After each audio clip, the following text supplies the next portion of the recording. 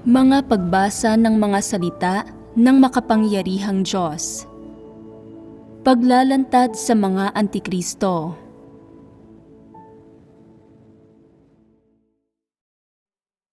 Ika-15 item. Hindi sila naniniwala na mayroong Diyos at itinatanggi nila ang diwa ni Kristo. Unang bahagi. Una, hindi naniniwala ang mga Antikristo na mayroong Diyos. Magbabahaginan tayo ngayon sa ika-15 item ng iba't ibang pagpapamalas ng mga Antikristo. Hindi sila naniniwala na mayroong Diyos at itinatanggi nila ang diwa ni Kristo.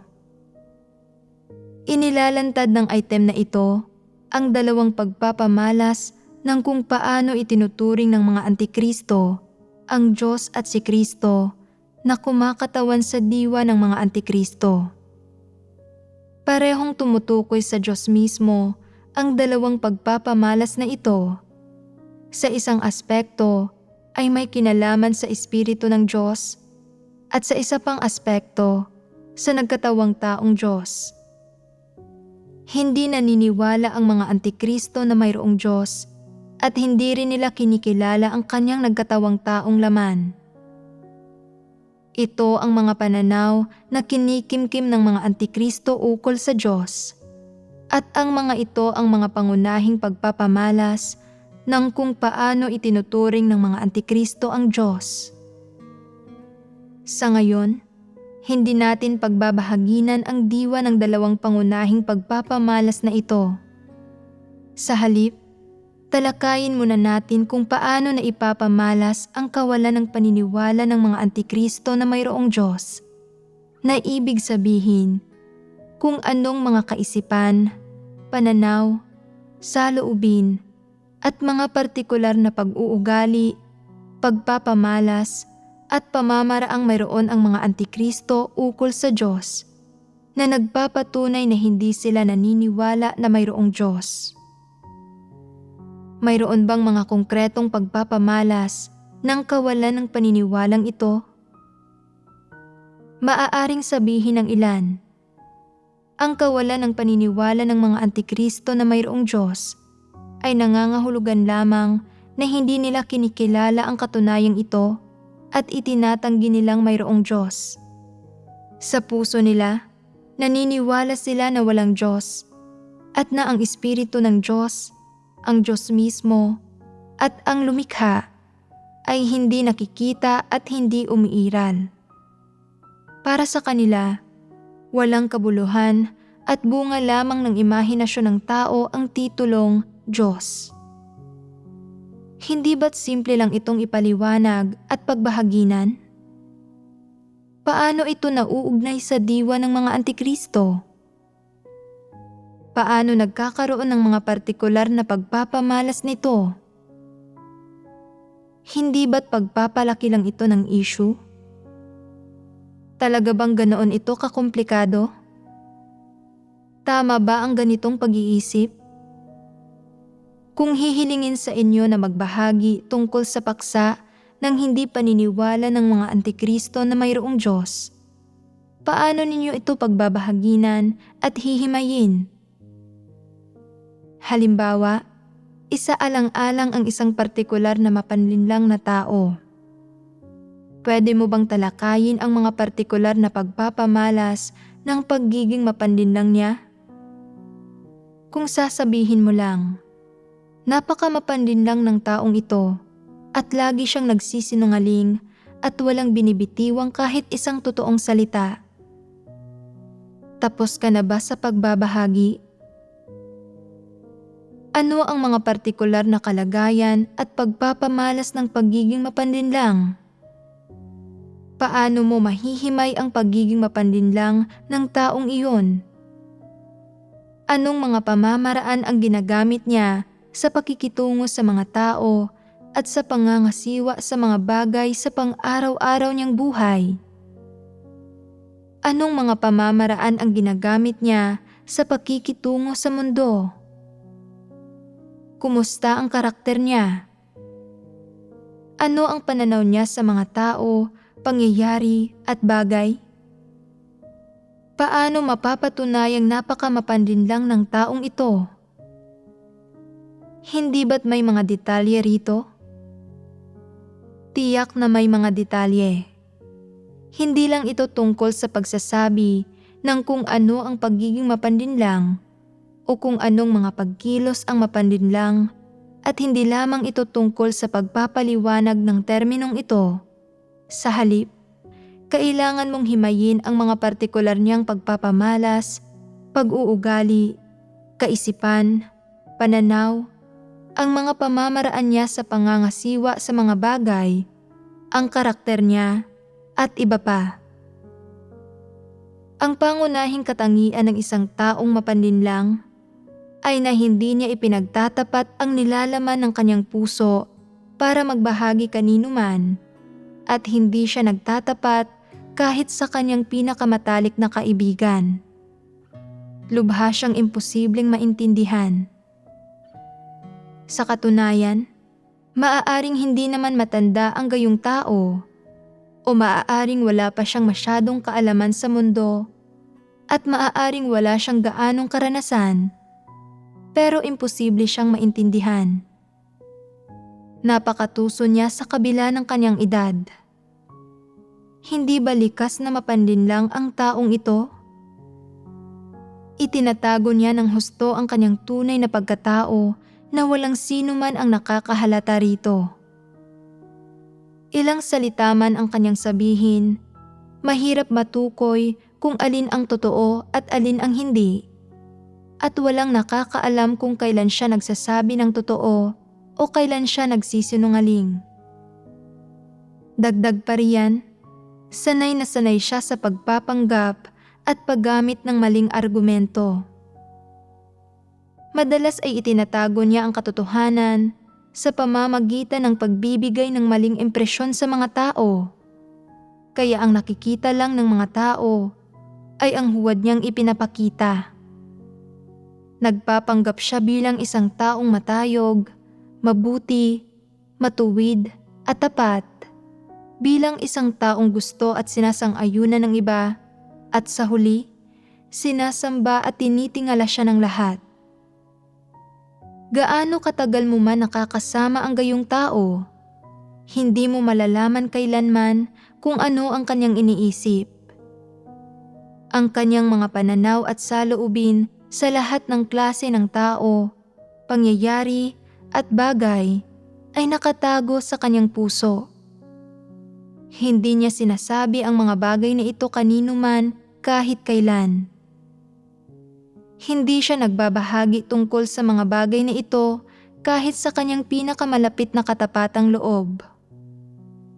Kahit kapag nagdarasal siya sa Diyos, maaaring hindi niya ipinagtatapat ang nilalaman ng kanyang puso o ang katotohanan tungkol sa mga ito. Hindi lang iyan, sinisikap niyang magpanggap bilang isang taong may mabuting pagkatao na napaka-espiritual at dedikado sa paghahangad sa katotohanan. Walang sino mang nakakakita kung anong klaseng disposisyon ang taglay niya at kung anong klase siyang tao. Ang mga ito ang mga pagpapamalas ng pagiging mapanlinlang. Halimbawa, isaalang-alang ang isang tamad na tao. Ano ang mga partikular na pagpapamalas ng katamaran? Pwedeng sabihin ng ilan, ang katamaran ay hindi paggawa ng anumang gawain, paupo-upo lang buong araw, ayaw kumilos o mag-alala sa anumang bagay, at ayaw magsalita. Ang mga ito ba ang mga konkreto at pangunahing pagpapamalas ng katamaran? Hindi. Mga paimbabaw na penomena lamang ang mga ito. Ano, kung gayon, ang mga pangunahing pagpapamalas ng katamaran? Sa kabuuan, may dalawang pangunahing pagpapamalas. Una, ayaw magtiis ng anumang hirap. Hindi nagdadala ng pasanin o responsibilidad sa anumang ginagawa niya. Laging nagrereklamo tuwing ang katawan niya ay nakakaramdam ng kaunting sakit o bahagyang nahihirapan o medyo napapagod. Pangalawa, ayaw gumawa ng anumang gawain. Gusto ng masarap na buhay. Mas gusto ang maglibang at ayaw magtrabaho. Inaaksaya ang kanyang oras at hinahayaang lumipas na lang ang mga araw niya. Pati na rin, palaging nagrereklamo at nagtatago para hindi siya makita ng iba kapag may kailangang gawin. Ang mga ito ang dalawang pangunahing pagpapamalas ng katamaran. Hindi natin tatalakayin ang mga partikular na pagpapamalas dito. Gamitin nating halimbawa ang isang masibang tao. Ano ang mga partikular na pagpapamalas ng kasibaan? Isang bagay ito sa sangkatauhan na dapat madaling himayin at kilatisin, hindi ba? Palaging naghahangad ng mga pisikal na kasiyahan, palaging gustong kumain ng masasarap na pagkain, pinagbibigyan ang sariling pagkatakam. Hindi nawawala ng gana pagdating sa masasarap na pagkain. Pagpapamalas ang mga ito ng kasibaan. Hindi ba't may mga tao na kapag narinig na may masarap na pagkain sa isang lugar, ay gagawin ang lahat para hanapin ang lugar na ito?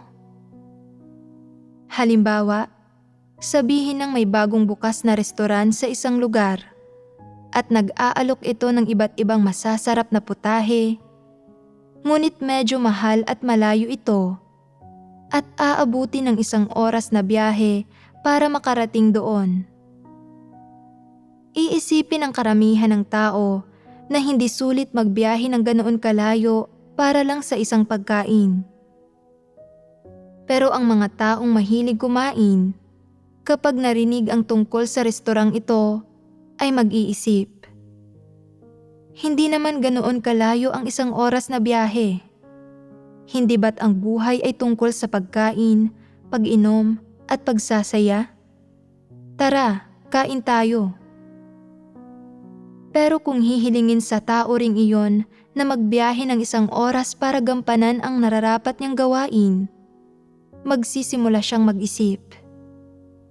Hindi ba ako mapapagod papunta roon? Magiging kapaki-pakinabang ba sa akin na maglaan ng napakaraming oras para pumunta at gumawa roon? Paano kung makaharap ako ng masasamang tao? Paano kung maubusan ng gasolina ang sasakyan? Ano ang kakainin ko roon? Mayroon na bang nakahandang pagkain? Paano kung hindi ako makaangkop sa lugar? Paano kung hindi ako makatulog sa gabi? Masyado niyang iniisip-isip ang mga bagay kapag tungkol sa nararapat niyang gawain. Nakakakita siya ng mga hirap kahit saan. Pero kapag tungkol sa pagkain ng masarap, handa siyang mapagtagumpayan ang lahat ng balakid. Hindi na nagiging issue ang bawat balakid at itinitigil niya ang sobrang pag-iisip. Mga partikular na pagpapamalas ng kasibaan ang mga ito. Binanggit ko lang ito ng pahapyaw rito. Hindi ko na ito palalawakin pa. Balikan natin ang paksa ng ating pagbabahaginan ngayon. Ano ang mga pagpapamalas ng hindi paniniwala ng mga antikristo na mayroong Diyos? Anong mga partikular na kaisipan, pananaw, at kalagayan ang ibinubunyag nila?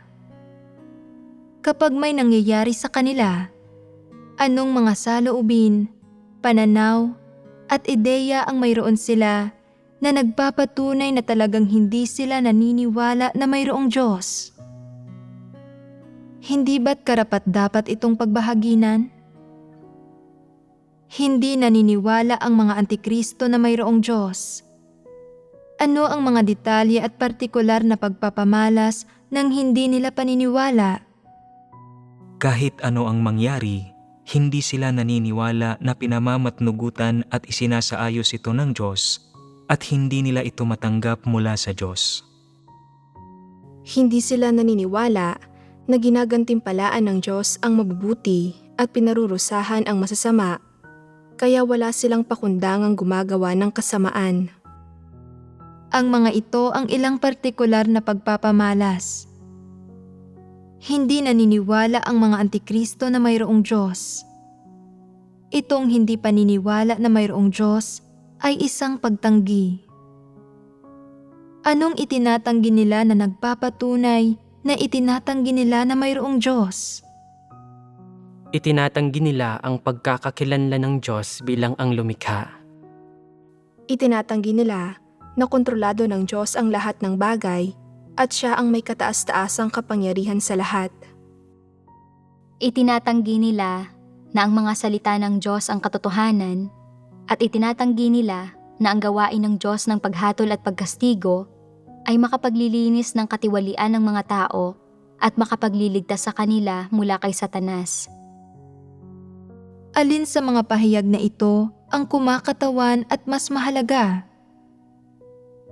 Ang pagtanggi sa pagkakakilanlan ng Diyos at sa kanyang kataas-taasang kapangyarihan sa lahat ng bagay. Hindi ba't kumakatawan ang mga ito? Hindi ba't mahahalagang isyu ang mga ito? Ang paniniwala na mayroong Diyos sa isang aspekto ay pagkilala sa pagkakakilanlan at diwa ng Diyos. Bukod pa rito, ito ay pagtanggap at pagkilala sa katunayan na ang Diyos ang may kataas-taasang kapangyarihan sa lahat ng bagay, batay sa pundasyon ng paniniwala sa pagkakakilanlan at diwa ng Diyos. Hindi ba't ito ang ganap na paniniwala na mayroong Diyos? Hindi ba't napakahalaga ng dalawang puntong ito? Ang dalawang ito ang pinakamahahalagang issue. Kaya, para himayin ang kawalan ng paniniwala ng mga antikristo na mayroong Diyos, kailangan muna nating himayin ang dalawang bagay. Una, ang pagtanggi ng mga antikristo na kilalanin ang pagkakakilanlan at diwa ng Diyos. Pangalawa, ang pagtanggi ng mga antikristo na kilalanin ang kataas-taasang kapangyarihan ng Diyos sa lahat ng bagay. Nakapaloob sa dalawang puntong ito ang ibang mga aspekto. Dati na nating napagbahaginan kung paanong hindi kinikilala ng mga antikristo na ang Diyos ang katotohanan, na ang mga salita ng Diyos ang katotohanan, o na ang Diyos ay makapagliligtas ng mga tao. Isang katunayan din ito. Gayunpaman, sinasabi ko rito na sa pinakapangunahing antas, hindi naniniwala ang mga antikristo na mayroong Diyos at hindi rin sila naniniwala sa pag-iral ng Diyos. Ang paghimay nito mula sa perspektiba ng hindi pagkilala ng mga antikristo sa pagkakakilanlan at diwa ng Diyos at ng pagtanggi nila na kilalanin ang kataas-taasang kapangyarihan ng Diyos sa lahat ng bagay ay magiging mas makapangyarihan at kumakatawan. A. Tumatangging kilalanin ang pagkakakilanlan at diwa ng Diyos. Simulan natin sa pagbabahaginan ng unang punto. Ang mga antikristo ay tumatangging kilalanin ang pagkakakilanlan at diwa ng Diyos. Ano ba ang pagkakakilanlan ng Diyos? Para sa lahat ng nilikha, ang Diyos ang lumikha, kaya ano ang kanyang pagkakakilanlan para sa lahat ng bagay? Ang may kataas-taasang kapangyarihan sa lahat ng bagay. Tumpak din ang titulong ito. Ngunit ano ang tunay na pagkakakilanlan ng Diyos? Kapag tinutukoy ang Diyos, pwede ba ninyong direktang tawagin siya bilang ang may kataas-taasang kapangyarihan sa lahat ng bagay? Para itong kung paanong ang pagkakakilanlan ng iyong ina para sa iyo ay bilang ang taong nagsilang at nagpalaki sa iyo. Pero pwede mo ba siyang tawaging ang taong nagsilang at nagpalaki sa akin? Ano ang tawag mo sa kanya? Nanay. Iyan ang tawag mo sa iyong ina. Sa makatwid, ang titulo ng lumikha, ang may kataas-taasang kapangyarihan sa lahat ng bagay, ay Diyos. At tanging ang Diyos mismo ang pwedeng tawaging Diyos. Para sa lahat ng nilikha at di nilikhang bagay, ang Diyos ay Diyos. Ang kanyang pagkakakilanlan ay ang may kataas-taasang kapangyarihan sa lahat ng bagay, at ang kanyang titulo ay Diyos. Ang siyang may hawak ng titulong ito ay ang Diyos mismo. Siya ang Diyos. Tanging siya na karapat-dapat sa titulong Diyos, ang nagtataglay ng pagkakakilanlan at diwa ng Diyos. Huwag muna nating pag-usapan ang salitang diwa sa ngayon, at sa halip, pag-usapan natin ang tungkol sa pagkakakilanlan. Ang Diyos mismo, na nagtataglay ng pagkakakilanlan ng Diyos, ay gumagawa ng mga bagay na ayon sa Diyos, nagpapahayag ng disposisyon ng Diyos, at pinangungunahan ang buong sangkatauhan at may kataas-taasang kapangyarihan sa buong sangkatauhan at sa lahat ng bagay gamit ang pamamaraan ng Diyos. Para sa mga naniniwala sa Diyos at kinikilala ang pagkakakilanlan ng Diyos, ang perspektiba nila sa lahat ng ginagawa ng Diyos ay lubos na naiiba sa perspektiba ng mga antikristo. Ang mga tamang nakakaunawa sa lahat ng ginagawa ng Diyos sa gitna ng lahat ng bagay ay makikita mula rito ang kanyang pamamaraan ng pagkilos at higit pa nilang mapapatunayan sa sarili nila ang kanyang pag-iral sa gitna ng lahat ng bagay. Sa kabaligtaran, ang pananaw, pamamaraan at anggulo ng pagtingin ng mga antikristo sa lahat ng bagay na ito ay ganap na salungat sa mga naniniwala na mayroong Diyos. Dahil dito, mas pipiliin pa ng mga antikristo na mamatay kaysa sa maniwala na mayroong Diyos o maniwala na ang siyang may kakayahang gawin ang lahat ng bagay na ito ay ang siyang nagtataglay ng pagkakakilanlan ng Diyos at na siya lamang ang karapat-dapat na tawaging Diyos at ang karapat-dapat tawagin ng mga tao bilang Diyos. Para sa maraming bagay na umiiral sa gitna ng lahat ng bagay at ng buong sangkatauhan, nakikita man ang mga ito ng mata o hindi. Kung titingnan at iintindihin ng mga tao ang mga ito sa pamamagitan ng mga salita ng Diyos at sa pagkamakatwira ng normal na pagkatao, matutuklasan nila na pinangungunahan ng Diyos ang sangkatauhan sa gitna ng lahat ng bagay at na umiiral nga talaga siya. Ang mga batas ng lahat ng bagay at ang pag-unlad ng lahat ng bagay ay pinamamatnugutan at isinasaayos sa loob ng isang di nakikita, di mailarawang hanay ng mga tuntunin. Kaya sino ang may kakayahang pamatnugutan at isaayos ang lahat ng ito? Hindi ito nagagawa ng sino mang dakilang tao o ng sino mang bayani at tiyak na hindi ito likas na nagaganap. Sa halip, ito ay ang siyang di nakikita at di nahahawakan, ngunit nararamdaman ng tao na may kataas-taasang kapangyarihan sa lahat ng ito. Sino siya? Siya ang Diyos. Hindi ba't ang paniniwala na mayroong Diyos ang pinakapayak na pagkamakatwiran na dapat taglayin ng tao? Hindi ba't ito ang pinakapayak, ang pangunahing pananaw at ang anggulo ng mga tao sa pagtingin sa mga bagay? Gayunpaman, walang ganitong pagkamakatwiran ang mga antikristo, kaya't hindi nila tinitingnan ang mga bagay mula sa gayong pananaw at anggulo. Kaya, tungkol sa mga bagay na pinamatnugutan ng Diyos, na kaya lamang maramdaman ng sangkatauhan, at na hindi tuwirang ipinahayag ng Diyos sa sangkatauhan sa malinaw na wika. Itinuturing ng mga Antikristo na nagkataon lamang ang mga ito, gawa ng tao, likas na nabuo, o imahinasyon at manipulasyon pa nga ng mga tao.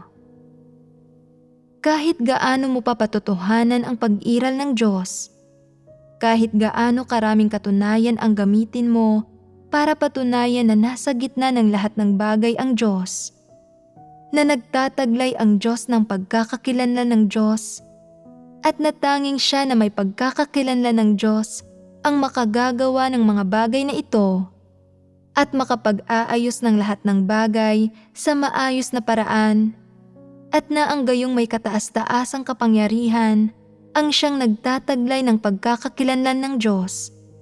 Makikita ba ito ng mga Antikristo sa ganitong paraan? Maiintindihan ba ito ng mga Antikristo sa ganitong paraan?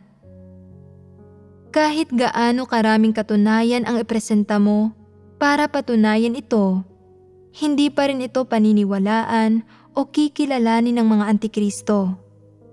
Kahit na wala silang sinasabi sa panlabas, at kahit hindi nila kayang magbigay ng ebidensya para pabulaanan ito, sa kaibuturan, paulit-ulit nila itong tinututulan at ayaw kilalanin, at paulit-ulit nila itong pinagdududahan.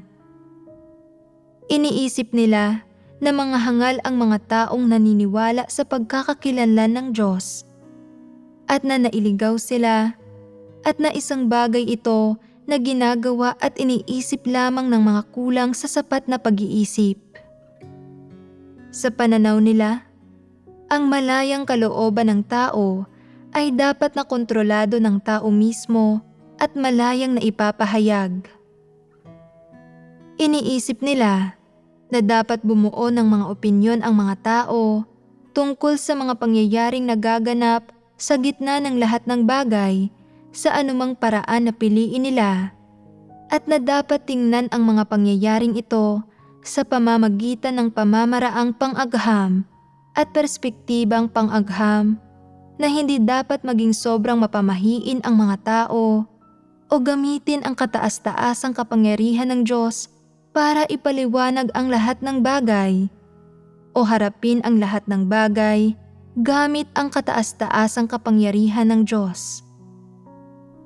Halimbawa, sa iglesia, maraming kapatid ang nakaranas ng maraming tanda at kababalaghan na ginawa ng Diyos mula nang tanggapin nila ang kanyang pagliligtas.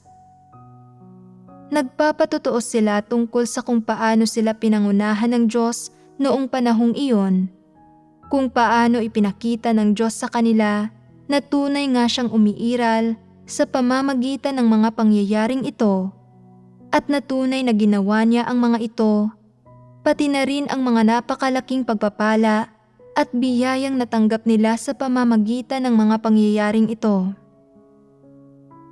Nariyan ang ebidensya, kapwa sa mga patotoo at sa pisikal na patunay. Ang pananalig ng mga naniniwala na mayroong Diyos ay pinalalakas ng mga patotoo at pisikal na patunay na ito.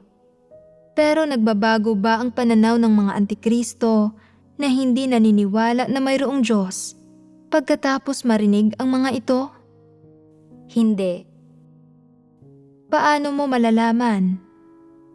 Sapagkat gaano man katotoo ang mga sinasabi mo o gaano man karaming tao ang personal na nagpapatunay sa patotoo mo, hindi ito paniniwalaan ng mga Antikristo. Sasabihin nila, maliban na lamang kung ako mismo ang makaranas nito. Kung hindi ko ito nakita, hindi ito totoo. Ang nasaksihan at naranasan mo ay nagkataon lamang, isang hindi sinasadyang pangyayari. Hindi ba't nakakaranas ang lahat ng tao ng mga mapanganib o nagkataong pangyayari sa buhay nila?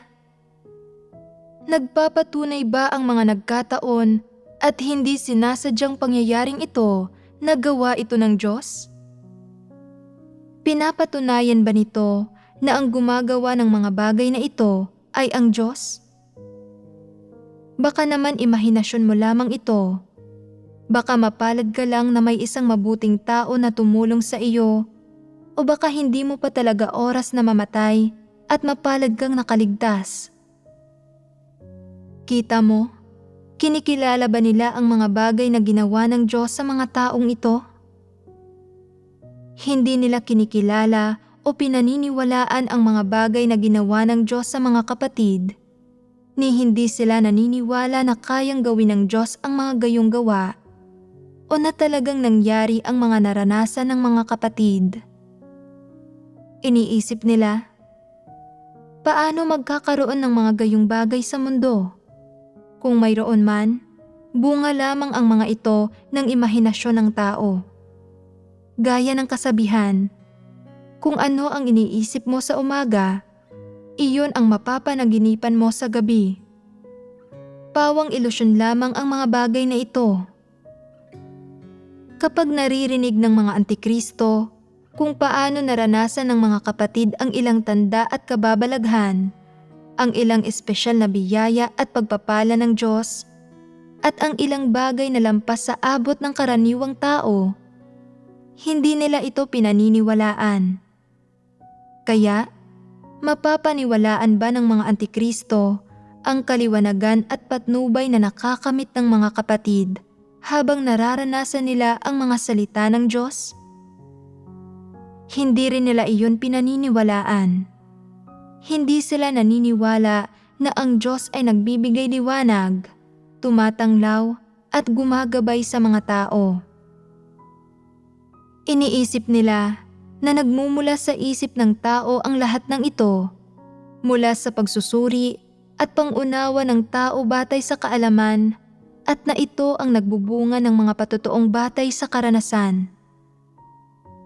Naniniwala sila, kung ang mga tao ay mag-iisip ng mabuti at magsisikap sa direksyong ito, hindi ba't makakamtan nila ang kaunting kaalaman? Kung magsisikap din ako at mag-iisip ng mabuti at magbubulay-bulay ng husto tungkol dito, kung gayon, gaya ng pagsusulat ng isang artikulo, makakagawa rin ako ng ilang patotoong batay sa karanasan. Kaya, pagdating sa mga patotoong batay sa karanasan ng mga kapatid, kung saan nagpapatotoo sila sa kung paano sila pinangunahan ng Diyos, kung paano niya sila binigyang liwanag at tinanglawan, kung paano niya sila hinatulan, kinastigo, pinungusan at dinisiplina, at kung paano namatnugot ang Diyos ng mga sitwasyon para subukin at pinuhin sila, pati na rin kung paano nila naunawaan ang mga layunin ng Diyos mula rito, at iba pa. Hindi kinikilala o pinaniniwalaan ng mga antikristo ang alinman sa mga gawang ito ng Diyos. Iniisip nila na imposible ang lahat ng bagay na ito.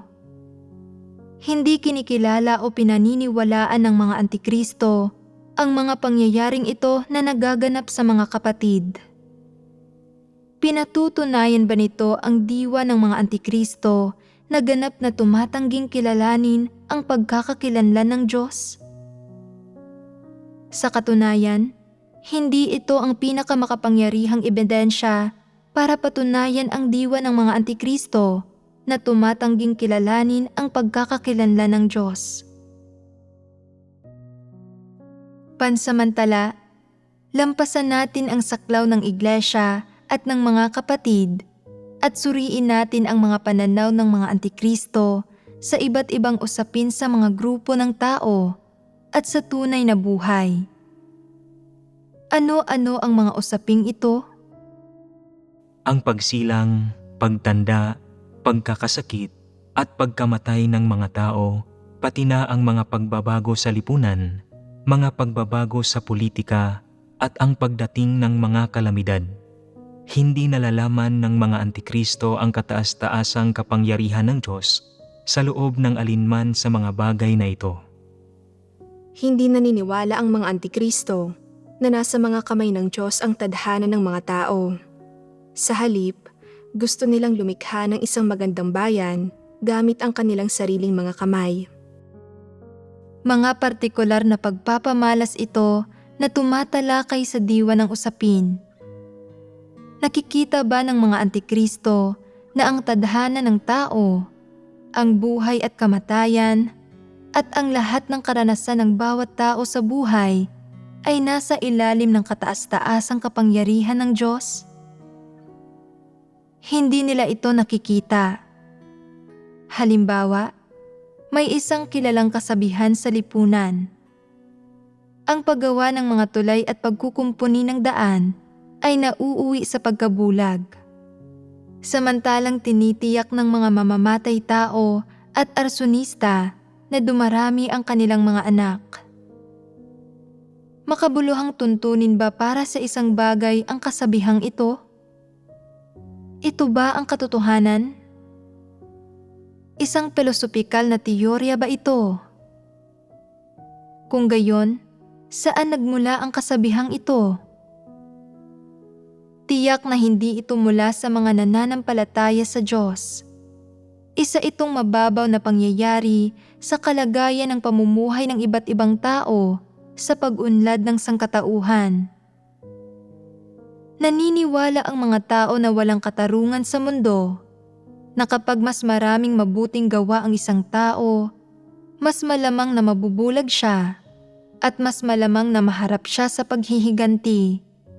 Samantalang kapag mas maraming kasamaang ginagawa ang isang tao, mas umuunlad at nagtatagumpay siya sa mundo. Ang mga batas ba ng pag-unlad ng iba't ibang bagay sa sangkatauhan ay naaayon sa kasabihang ito sa anumang paraan? Mayroon ding kasabihang, ang mabubuting tao ay namamatay ng maaga, habang ang masasamang tao ay nabubuhay hanggang sa pagtanda. Anong klaseng mga tao ang nag-isip ng kasabihang ito? Nalalaman ng mga tao ang mga uri ng kasabihang ito bilang mga salawikain. Anong klaseng mga tao ang may kakayahang magsalita ng mga salawikaing ito? Nananampalataya ba sila sa Diyos? Naniniwala ba sila na mayroong Diyos? May ilang uri ng mga siniko na hindi nagtatagumpay sa lipunan at sa mga tao, na nahaharap sa mga hadlang saan man, na may mabigat na kapalaran, at hindi natutupad ang mga pangarap nila, at hindi sila umuunlad saan man sila pumunta. Iniisip nila na medyo mahusay at may kakayahan naman sila, pero hindi pa rin nila magawang sumikat, umunlad, lampasan ang iba, o bigyan ng karangalan ang mga ninuno nila. Saan man sila pumunta, iniiwasan, inaapi at sinusupil sila, at wala silang kakayahang makawala mula sa lahat ng ito. Kalaunan, nabubuo nila ang konklusyon na walang katarungan sa lipunan o sa sangkatauhan, walang gantimpala para sa mabuti at parusa para sa masama o paghihiganti. Gumagawa ng masasamang bagay ang masasamang tao nang hindi napaparusahan, samantalang ang mabubuting tao na gumawa ng maraming mabuting bagay, tulad ng pagbibigay ng donasyon at pagtulong sa mahihirap, ay hindi nakakatanggap ng gantimpala sa huli. Kaya huwag maging mabuti, wala rin naman itong saysay. Ang mabubuting tao ay nauuwi sa pagkabulag, dapat maging masamang tao na lamang. Dahil hindi sila nagtatagumpay sa mundo at sa mga grupo ng mga tao, nagrereklamo sila sa kawalan ng katarungan at hustisya sa mundo at sa kawalan ng tagapagligtas sa mundo. Iniisip nila na nagawan sila ng masama ng lahat ng tao dahil walang nakakakita sa kanilang mga kalakasan o kahusayan at walang naglalagay sa kanila sa mahahalagang posisyon. Kaya, bumubuo sila ng ganitong uri ng baluktot na teorya upang magreklamo tungkol sa sangkatauhan at sa mundo. Sa realidad, may mga dahilan ba sa likod ng nangyayaring ito? Mayroon bang mga ugnayang nagsanhi ng mga ito? Tiyak na mayroon. Pareho ang pananaw ng mga antikristo sa mga taong ito. Hindi sila naniniwala na ang Diyos ay may kataas-taasang kapangyarihan sa lahat ng bagay. Ni hindi sila naniniwala na ang lahat ng may kataas-taasang kapangyarihan ng Diyos na may pagkakakilanlan ng Diyos ay matuwid.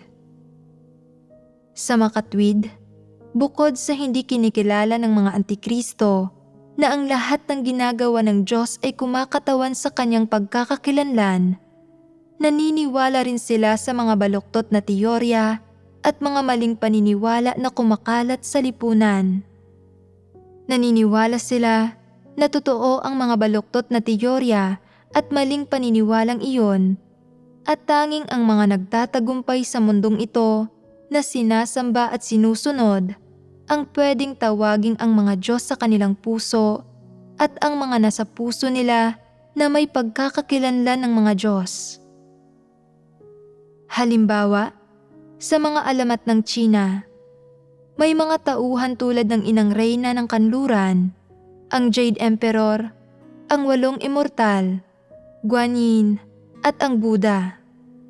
Ang mga ito ang tunay na sinasamba ng mga antikristo sa puso nila. Sa mga alamat na ito, ang Jade Emperor ang pinakadakila.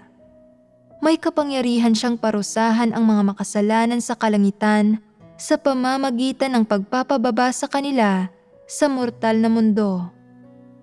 Kapag narinig ito ng mga antikristo, labis silang humahanga sa kanya. Iniisip na tunay na isang Diyos ang Jade Emperor. Mayroon siyang asal, tindig, at mga kakayahan ng isang Diyos. Ang mga alamat na ito, kasama ang mga di umano'y immortal na pinag-aalayan ng publiko, ay nag-iwan ng malalim na impresyon sa mga tao.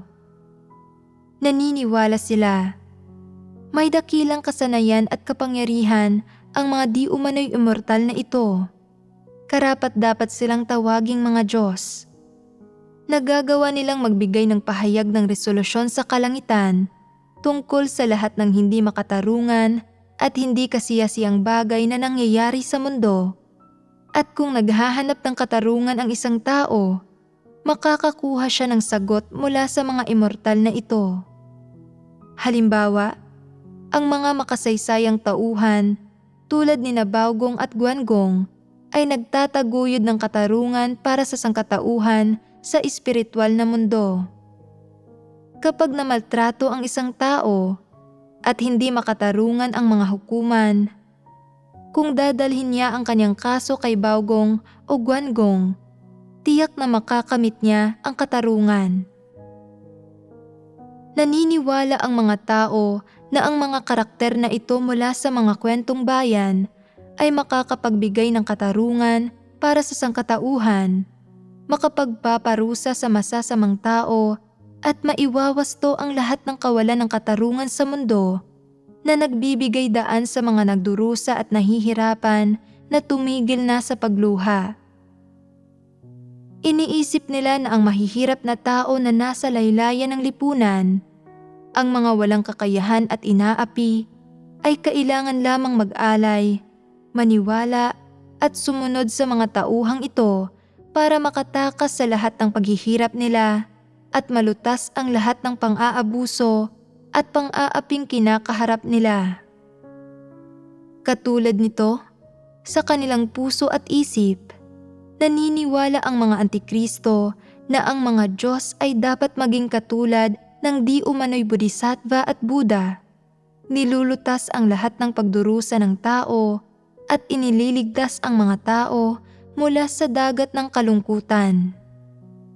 Halimbawa, ang isang lalaki na ang ina ay may malubhang sakit at hindi na magagamot ng medisina ay napakabuting anak at ayaw niyang mamatay ang kanyang ina. Kaya kada araw, nagsusunog siya ng 3 peraso ng insenso at nag-aalay ng masasarap na pagkain at inumin sa isang idolo ng Guanyin Bodhisattva. Pagkatapos ay nangako siya. Kung magagamot ang sakit ng kanyang ina at mabubuhay siya ng 30 taon pa, handang ipalit ng anak ang 30 taon ng sarili niyang buhay, maging vegetarian habang buhay, at hindi na muling papatay ng anumang nilalang. Matapos niyang sunugin ang insenso, lumuhod at ibigay ang panatang ito, at ialay ang tapat niyang puso, gumaling ang sakit ng kanyang ina. Ibig bang sabihin nito ay narinig ni Bodhisattva ang panata ng anak?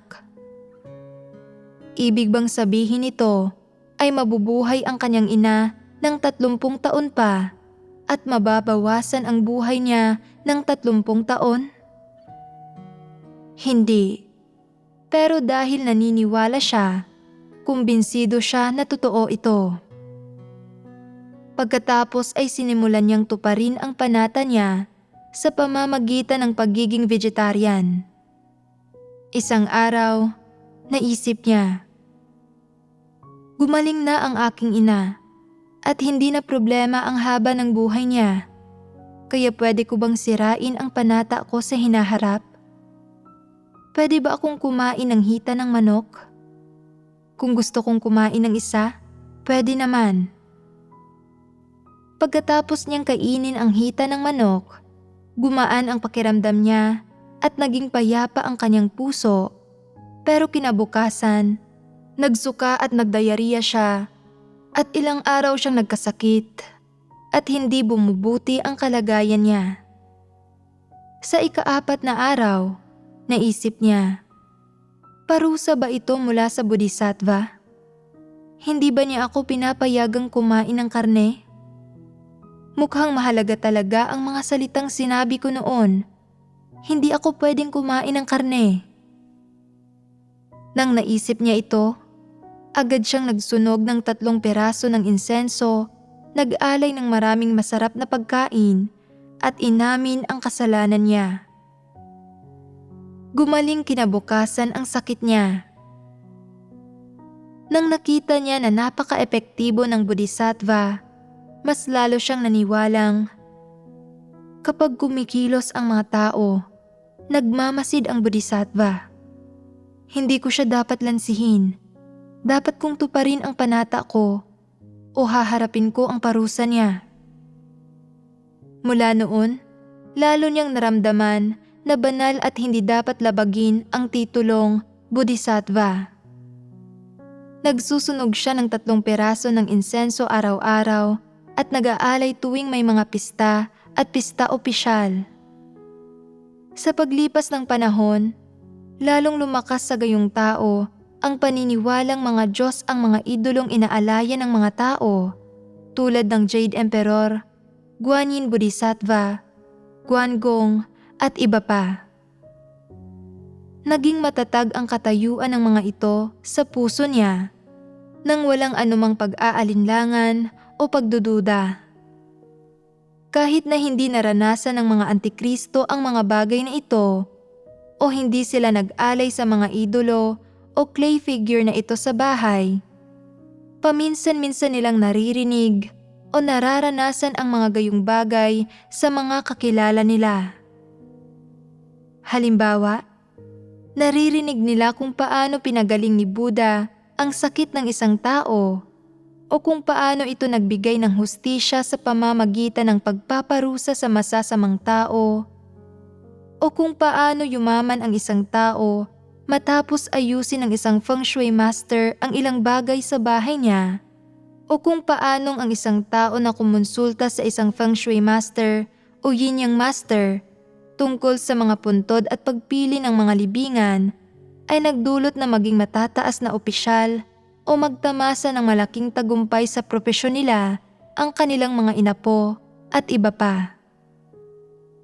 Nagiiwan ang mga bagay ni ito ng impresyon sa isipan ng mga antikristo na dapat magtaglay ang mga Diyos ng mga kakayahan at kapangyarihan tulad ng mga di umano'y Buddha at emperador na ito na nakakasalamuha at nakikita ng mga tao sa pang-araw-araw nilang buhay.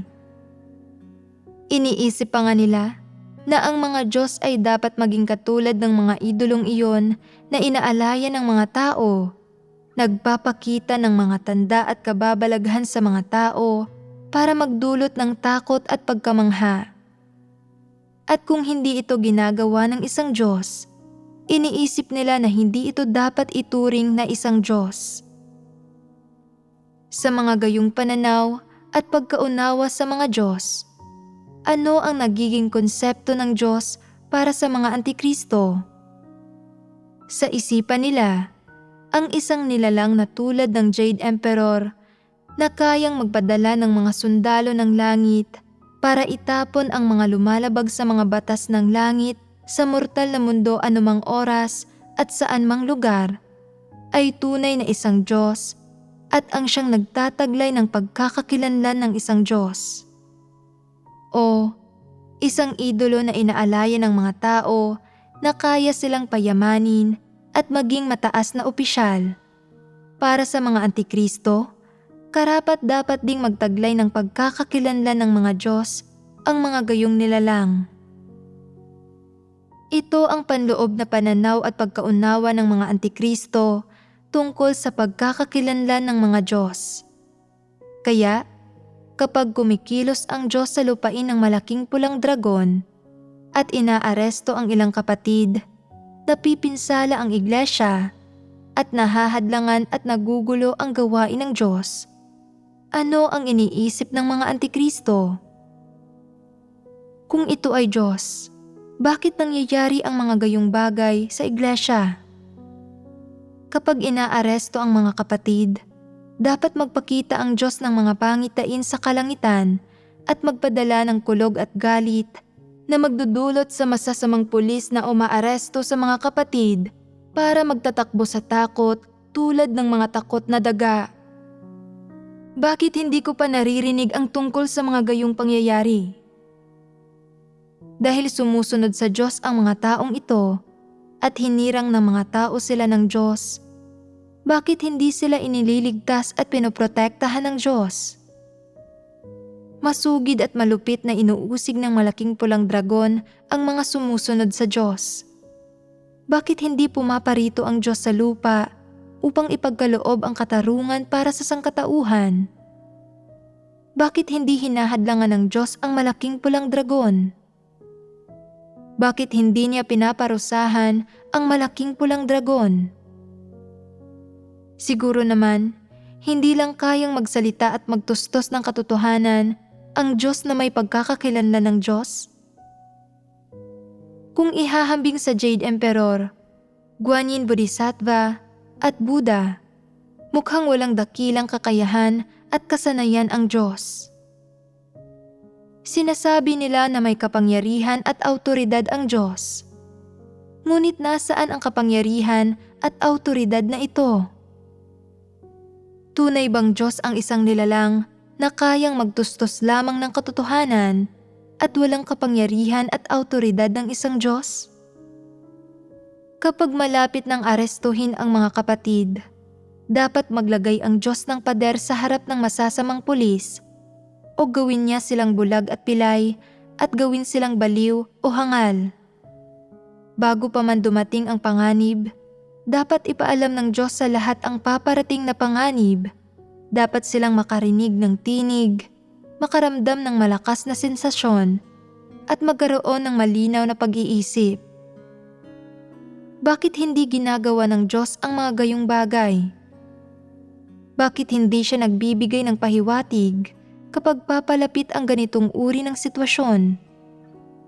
Kapag inaaresto, pinahihirapan, at inuusig ang mga tao, bakit hindi pinipigilan o pinaparusahan ng Diyos ang mga dyablo at masasamang pulis na ito?